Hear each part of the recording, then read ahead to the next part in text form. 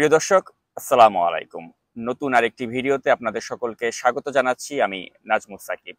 প্রিয় দর্শক, দুর্নীতিবাজ ডিএমপির সাবেক কমিশনার আসাদুজ্জামান মিয়া, তার দুর্নীতির যে চিত্র আমাদের সামনে উপস্থাপিত হয়েছে, এরপরে এই সাবেক পুলিশ কর্মকর্তার লম্পঝম্প কিন্তু এখনো থামেনি এবং তিনি এখনো দাবি করে যাচ্ছেন যে তিনি যা কিছু অর্জন করেছেন সব বৈধ প্রক্রিয়াতেই তিনি নাকি অর্জন করেছেন।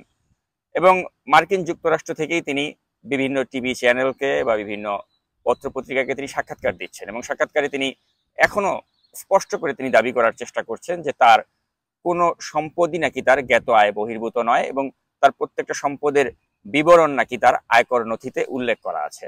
তো এটাকে আমরা প্রিয় দর্শক বলতে পারি যে চোরের মায়ের বড় গলা, অর্থাৎ আসাদুজ্জামান মিয়া তিনি চোরের মা এবং চোরের মায়ের বড় গলা তিনি এখন প্রকাশ করে যাচ্ছেন।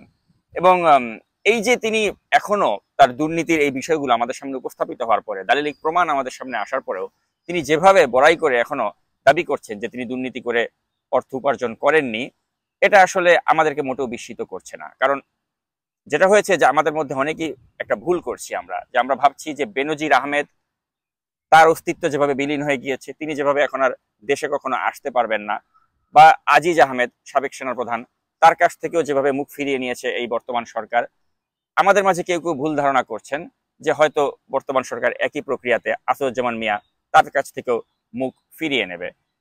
আপাতত কিন্তু সেটা মনে করার কোনো যৌক্তিক কারণ থাকতে পারে না। কেননা সেটা আমি আপনাদেরকে একটু ব্যাখ্যা করতে চাই প্রিয় দর্শক। বেনজির আহমেদের বিষয়টা হচ্ছে যে বেনজির আহমেদের পেছনে লেগেছে বসুন্ধরার মতো একটা মাফিয়া গ্রুপ, যেই মাফিয়া গ্রুপটি এই সরকারের অন্যতম পৃষ্ঠপোষক এবং বসুন্ধরার সাথে লড়াই করে জেতার মতো যে ধরনের প্রভাব দরকার বেনজির আহমেদের সেই ধরনের প্রভাব নেই। আর পাশাপাশি তার দুর্নীতির চিত্র, নারী কেলেঙ্কারির চিত্র এত কিছু প্রকাশ হয়ে যাওয়াতে সরকার দেখেছে যে বেনজিরের পাশে দাঁড়ালে এটা তাদের জন্য অত্যন্ত বিব্রতকর একটা বিষয় হয়ে যাবে। সে কারণে সরকার কিন্তু বেনজির থেকে তাদের মুখ ফিরিয়ে নিয়েছে। At the same time Aziz Ahmed, তার বিষয়টিও কিন্তু ভিন্ন। কারণ আজিজ আহমেদকে স্যাংশন দিয়েছে মার্কিন যুক্তরাষ্ট্র, আর বর্তমানে এই ফ্যাসিবাদী সরকার তাদের ক্ষমতায় টিকে থাকার জন্য তারা কিন্তু মার্কিন যুক্তরাষ্ট্রের সাথে আজিজের ইস্যু নিয়ে অন্তত কনফ্রন্টেশনে যেতে চাবে না। সে কারণেই কিন্তু তারা আজিজের বিষয় নিয়েও কিন্তু খুব একটা উচ্চবাচ্য করছে না বা করবে না। তাই আজিজ এবং বেনজিরের সাথে যারা আসাদুজ্জামান মিয়ার বিষয়টিকে তুলনা করছেন তারা কিন্তু ভুল করছেন। কারণ আসাদুজ্জামান মিয়া হচ্ছে এই সরকারের অন্যতম একজন দালাল পুলিশ কর্মকর্তা, সাবেক এই পুলিশ কর্মকর্তা। তিনি এই সরকারকে, এই যে 2018 সালে যে রাতের ভোটের নির্বাচন, এটি কিন্তু তার আইডিয়া ছিল। অর্থাৎ তিনি এই সরকারের কিন্তু অত্যন্ত একদম কট্টর সমর্থক পুলিশ কর্মকর্তা এবং এই সরকারের হালুয়া রুটির তিনি ভাগ পেয়েছেন। এবং যারা বর্তমানে পুলিশ বাহিনীতে রয়েছেন তারা জানেন যে এই সরকারকে কিভাবে সার্ভিস দিয়েছেন আসাদুজ্জামান মিয়া। তো সেজন্য এখন এই সরকার যদি আসাদুজ্জামান মিয়ার থেকে মুখ ফিরিয়ে নেয়, তাহলে কিন্তু অন্যান্য যারা পুলিশ কর্মকর্তা রয়েছেন, যারা এই সরকারকে টিকিয়ে রাখতে ভূমিকা রাখছেন, তারা কিন্তু ভীত সন্ত্রস্ত হয়ে পড়বেন এবং সরকার মোটেও সেটা চায় না। এ কারণেই কিন্তু আজকে আসাদুজ্জামান খান কামাল, স্বরাষ্ট্রমন্ত্রী, তাকে দিয়ে কিন্তু মিডিয়াতে একটা বিবৃতি আজকে প্রকাশ করা হচ্ছে, যেখানে তিনি বলেছেন যে আসাদুজ্জামান মিয়ার সম্পর্কে যা যা ছাপা হচ্ছে পত্রপত্রিকা, এগুলো নাকি অনুমান নির্ভর। যেখানে আমরা স্পষ্ট করে দালিলিক প্রমাণ সহ তার দুর্নীতির চিত্র তুলে ধরেছি প্রিয় দর্শক, তারপরেও এই স্বরাষ্ট্রমন্ত্রী তিনি নির্লজ্জের মতো বলছেন যে আমরা যা কিছু প্রকাশ করেছি এগুলো নাকি অনুমান নির্ভর। তো প্রিয় দর্শক, আমি ভিডিও শুরুতে যে কথাটা বললাম যে চোরের মায়ের বড় গলা, অর্থাৎ আসাদুজ্জামান মিয়া তিনি চোরের মায়ের বড় গলার মতো তিনি যেভাবে বড় গলা করছেন, যেভাবে তিনি গলাবাজি করছেন, তার দুর্নীতির চিত্র এভাবে ব্যাপকভাবে প্রকাশিত হয়ে যাওয়ার পরেও তিনি যেভাবে দাবি করছেন যে তিনি দুর্নীতি করেননি, এটা আসলে আমাকে অন্তত বিস্মিত করেনি। কারণ এ ধরনের ব্যক্তিরা তো এরকমই, তারা স্পষ্ট দুর্নীতি করবে, দুর্নীতি করে অস্বীকার করবে। যেমন এই যে ছাগল কাণ্ডে ভাইরাল হয়ে গিয়েছে যে মতিউর, এই আওয়ামী লীগ সরকারেরই তো তিনি একজন পৃষ্ঠপোষক বলা চলে। তো এই মতিউরও কিন্তু একই কাজ করেছেন। তিনি এনটিভির সাথে সাক্ষাৎকারে তো দাবি করলেন যে তিনি একটি টাকাও নাকি জীবনে তিনি ঘুষ হিসেবে নেননি। তো এইভাবে ধরা পড়ার পরেও যখন তিনি তার সন্তানকে অস্বীকার করতে পারেন, তিনি যখন তার দুর্নীতির বিষয়গুলো অস্বীকার করতে পারেন, তো এরা তো আসলে এরকমই, এদের লাজ লজ্জা বলে তো কিছু নেই। এবং এ কারণেই তো আওয়ামী লীগ করে এবং এ কারণেই তো এরা এই অন্যায় করার পরে, অন্যায় প্রকাশিত হওয়ার পরেও সেগুলো অস্বীকার করে, নিজের সন্তানকেই অস্বীকার করে। তো আসাদুজ্জামান মিয়াও কিন্তু ঠিক একই রকম, যে এরা এই সরকারের পৃষ্ঠপোষক, এই সরকারকে তারা টিকিয়ে রাখতে ভূমিকা রাখছে এবং এই কারণেই তারা নির্লজ্জের মতো দাবি করে বসে যে তারা দুর্নীতি করার পরেও বলে যে আমার আয়কর নথিতে তো সব উল্লেখ করা আছে। তো এই হচ্ছে তাদের ব্যাপার। এবং এই নির্লজ্জতা গুলোকেই প্রিয় দর্শক আমি একটু দালিলিক প্রমাণ দিয়ে আজ আপনাদের সামনে দেখাতে চাই যে তিনি বিদেশে বসে তিনি যে দাবিগুলো করছেন এগুলো কতটা মিথ্যা, কতটা অমূলক। এবং আমার কাছে তেমনই কিছু দালিলিক প্রমাণ এসেছে যেগুলো আজ আমি আপনাদের সামনে ফাঁস করতে চলেছি প্রিয় দর্শক। তো আসাদুজ্জামান মিয়া তিনি যেটা বলার চেষ্টা করছেন যে তার এই যে জমি জমা, যেগুলো এত এত জমি জমার ফিরিস্তি আমরা যে প্রকাশ করলাম, তিনি বলার চেষ্টা করেছেন যে এগুলো নাকি সব তার আয়কর নথিতে উল্লেখ করা আছে এবং এগুলো বৈধ প্রক্রিয়াতে কেনা হয়েছে। প্রিয় দর্শক, তিনি যে কাজটি করেছেন আর কি, তিনি যেটা করেছেন, তিনি একটা ধরুন 10 কোটি টাকার একটা সম্পত্তি তিনি কিনেছেন, দেখিয়েছেন 10 লাখ বা 12 লাখ টাকায়। অর্থাৎ তিনি সম্পত্তিগুলোকে প্রকৃত মূল্য না দেখিয়ে তিনি অনেক অনেক কম মূল্য দেখিয়ে দলিলে তার নামে বা তার স্ত্রীর নামে তিনি এগুলো রেজিস্টার করিয়েছেন। তো এখন এই যে অল্প অল্প টাকা করে তিনি যেগুলো দেখিয়েছেন, এগুলোর তো তাকে ট্যাক্স রিটার্নে তাকে দেখাতে হবে, আয়কর নথিতে দেখাতে হবে যে এই টাকাটাই বা তিনি কোথা থেকে পেলেন। ফর এক্সাম্পল আমি বলি, ধরুন একটি 2 কোটি টাকার একটা ফ্ল্যাট তার মেয়ের নামে কেনা হলো, এখন তিনি সেটা দেখাচ্ছেন 50 লক্ষ টাকায় তিনি কিনেছেন। তো এখন এই 50 লক্ষ টাকা তো আয়কর নথিতে তাকে দেখাতে হবে যে 50 লক্ষ টাকাটাই বা কোথা থেকে আসলো। তো এটা দেখাবার জন্য তিনি একটা খুব কৌশলের আশ্রয় নিয়েছেন। তিনি যেটা করেছেন, তিনি বাংলাদেশ থেকে মানি লন্ডারিং করে প্রবাসে টাকা পাঠিয়েছেন এবং প্রবাসে তাদের যে আত্মীয় স্বজন রয়েছেন তারা আবার রেমিটেন্স আকারে সেই টাকাটা বাংলাদেশে ফেরত পাঠিয়েছে এবং ওই টাকাগুলোকেই কিন্তু আয়কর নথিতে তারা দেখিয়েছে যে আমাদের বিদেশ থেকে রেমিটেন্স আসে এবং এই রেমিটেন্সের টাকা দিয়েই আমরা এই জমি জমা বা ফ্ল্যাটগুলো আমরা কিনেছি। পাশাপাশি তো আসাদুজ্জামান মিয়ার তো নিজস্ব বেতন রয়েছে, তার স্ত্রীর তো একটা সো কল্ড বুটিক নাকি হাউস রয়েছে, সেখান থেকে ইনকাম হয়। এ ধরনের জিনিসপত্র দেখিয়ে তারা বোঝাবার চেষ্টা করেছে যে তাদের সবকিছু উপার্জনই বৈধ প্রক্রিয়াতে করা হয়েছে। তো এখন ওই আয়কর নথি সংক্রান্ত যে দুর্নীতি তিনি করেছেন সে বিষয়ে যাওয়ার আগে আমি আরেকটি বিষয় একটু বলতে চাই প্রিয় দর্শক, যে বিজনেস স্ট্যান্ডার্ড পত্রিকা, সেখানে কিন্তু আসাদুজ্জামান মিয়ার একটি দুর্নীতির চিত্র কিন্তু ইতিমধ্যে প্রকাশিত হয়ে গেছে, যেখানে তার শ্যালক নূর আলম সে আলাপকালে বলেছে যে সে কৃষি কাজ করে এবং তা দিয়ে নাকি তার কোনো মতে সংসার চলে। এবং এই কোনো মতে সংসার চালানো ভাই নূর আলমকে আয়ারল্যান্ডের নাগরিক ও ব্রিটেন প্রবাসী যে বোন সুলতানা পারভিন তারা কিন্তু রেমিটেন্স পাঠায় না।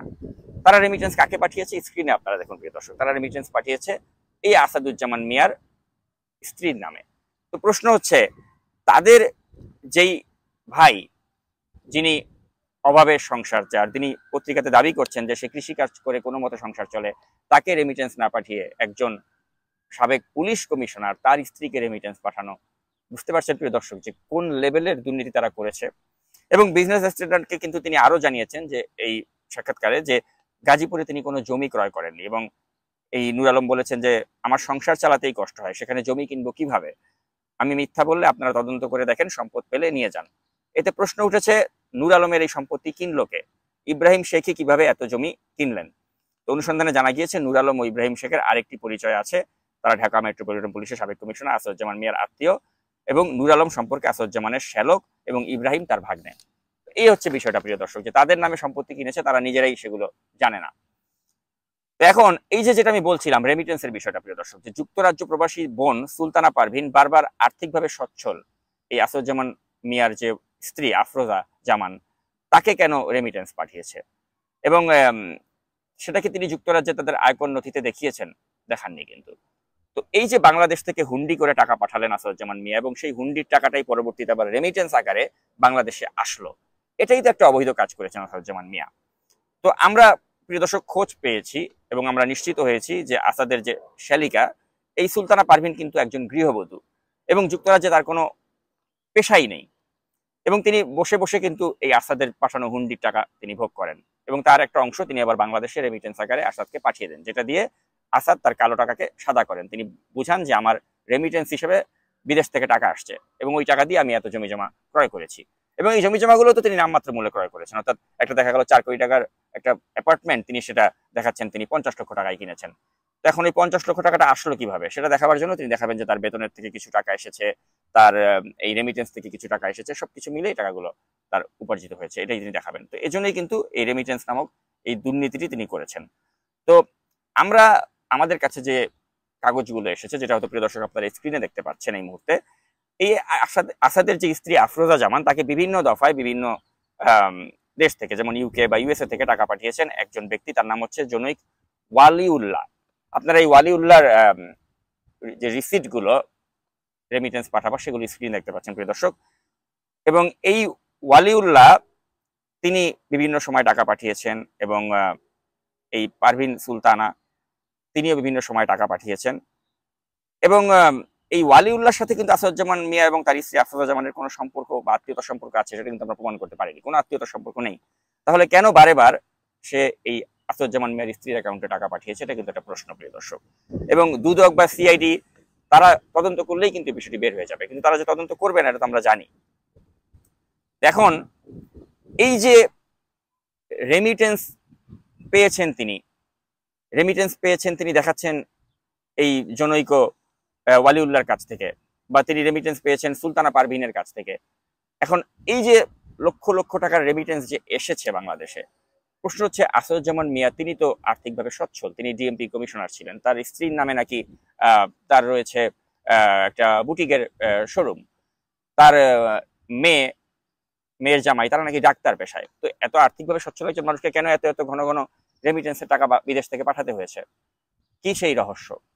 এই প্রশ্ন, প্রিয় দর্শক, রাখতে চাই আপনাদের কাছে। অর্থাৎ এটা যে পুরোপুরি একটি দুর্নীতি লব্ধ টাকা সেটা কিন্তু আর বলার অপেক্ষা রাখে না। কারণ এত এত মানে রেমিটেন্স কেন একজন আর্থিকভাবে সচ্ছল ব্যক্তিকে প্রবাস থেকে পাঠানো হবে? আপনারা যারা প্রবাসে আত্মীয় স্বজন আছে, প্রিয় দর্শক, আপনারা জানেন যে কখন আপনার আত্মীয় স্বজন আপনাকে বিদেশ থেকে টাকা পাঠায়, রেমিটেন্স কখন পাঠায়? যখন আপনি আর্থিকভাবে সচ্ছল না, যখন আপনার টাকা পয়সা প্রয়োজন, আত্মীয়র কাছে চাবেন, তখন হয়তো আত্মীয় আপনাকে কখনো $100 বা $200 বা $300 এভাবে আপনার প্রয়োজনের সময় হয়তো আপনার আত্মীয় আপনাকে পাঠাবে।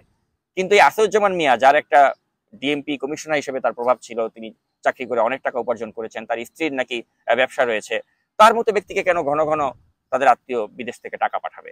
কেন পাঠিয়েছে? এবং ওই টাকাটা তিনি আয়কর নথিতে যাতে উল্লেখ করতে পারেন যে বিদেশ থেকে টাকা আসে, ওই টাকা দিয়ে আমি জমি কিনেছি, এটাই কিন্তু ছিল তার, প্রিয় দর্শক, মূল উদ্দেশ্য। তো এই যে ভণ্ডামি, এই ভণ্ডামিটা কিন্তু, প্রিয় দর্শক, আজ আমি এই ভিডিওর মাধ্যমে এক্সপোজ করে দিলাম।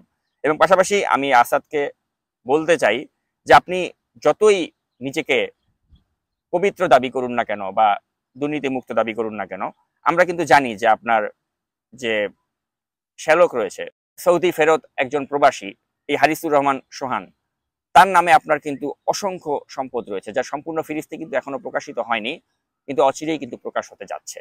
তো আপনাকে বলতে চাই যে এত দম্ভ করবেন না। আর আপনি দম্ভ করে যে বাংলাদেশ পুলিশ সার্ভিস অ্যাসোসিয়েশন তাদেরকে প্রভাবিত করে, এই মনিরুল ইসলামকে প্রভাবিত করে আপনি যে একটা বিবৃতি দেয়ালেন, যেখানে আমার মতো যারা সাংবাদিক রয়েছে, যারা আপনার এই দুর্নীতির বিষয়ে অনুসন্ধান করছে, তাদেরকে যে কটাক্ষ করে একটা বিবৃতি দিলেন, এটাও কিন্তু দিয়ে আপনি কাজটি ঠিক করেননি। কারণ আপনার দুর্নীতির যা চিত্র প্রকাশিত হয়েছে তা খুব সামান্য, সামনে আরো অনেক কিছু প্রকাশিত হতে যাচ্ছে। আজকে যেমন রেমিটেন্সের নামে আপনার যে বাটপারি, সেটা চিত্র আমি ফাঁস করলাম, আগামী দিনগুলোতে কিন্তু আমি আরো অনেক কিছু আপনার ফাঁস করবো। তাই এই যে আপনি এখনো যে গায়ের জোরে বা এই সরকার আপনার পক্ষে আছে দেখে যে এখনো এ ধরনের হ্যাডোমলা বক্তব্য দিচ্ছেন, আপনাকে বলতে চাই এত হ্যাডোমলা বক্তব্য দিয়েন না, কারণ সামনে আপনার আরো অনেক থলের বিড়াল কিন্তু বের হতে যাচ্ছে। তাই আপনার এই হ্যাডমটা আপনি বন্ধ করুন, এটাই আপনার প্রতি আমার পরামর্শ থাকলো, উপদেশ থাকলো।